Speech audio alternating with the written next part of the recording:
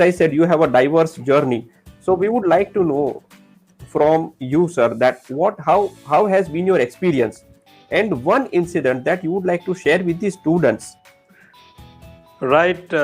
Thank you, Purabji. I think you make me a little nostalgic when you ask me about my journey. Uh, well, I have been a quintessential small town boy. When I was studying, I came from a town and studied during the era which was not as technologically endowed as we are today. Well, the journey has been, should I say, exciting, turbulent, twists and turns.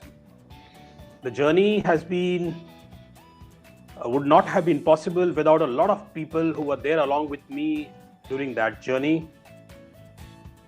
You're talking about one incident, I can cite many incidents, but before that, let me tell you that right since the beginning, I had this passion for public speaking.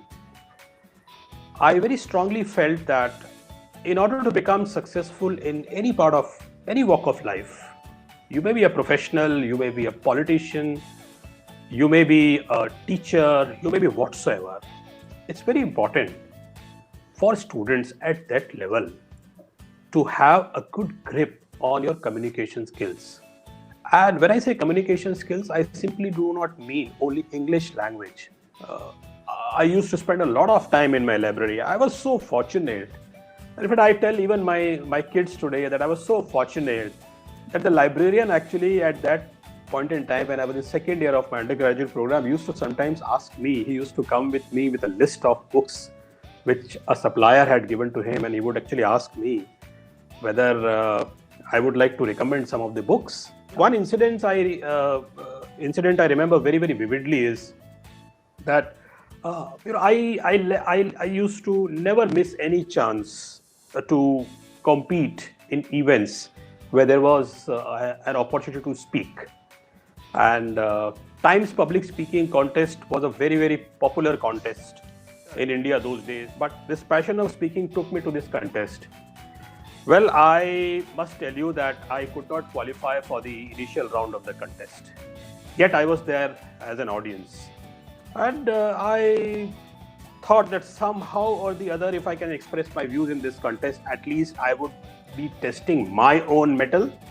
I would be standing in front of so many people so that, testing of that stage fear, whether it exists or not, would be there. The anchor then said that if somebody from the audience would like to speak, well, I was the first one to raise my hand. I went on the stage, and I still remember that the topic then was the classic battle between computerization during those times and what will happen to human resources in the light of computerization. And I had my own idea. Then that one incident was a turning point, and I never looked back. I kept on honing my public speaking skills. I think that gave me a lot of advantage in terms of engaging with people, shedding my stage fear, gaining a lot of confidence. That also helped me in my writing skills. Wonderful, sir. Wonderful. I'll just reiterate 4 important points which I could catch, and very important for the students.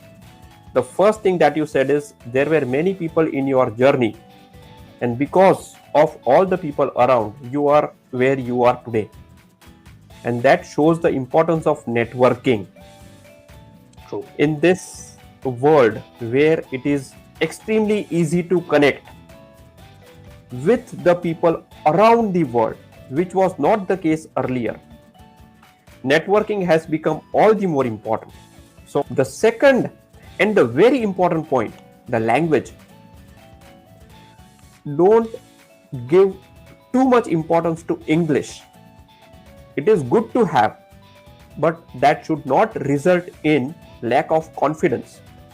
Ultimately, it is your knowledge and the public speaking. You should be able to convey your message in the right manner. And the third most important point, please start taking risks. Your campus is the safe zone. If you don't take risk here, you will never learn to take a risk in the corporate journey.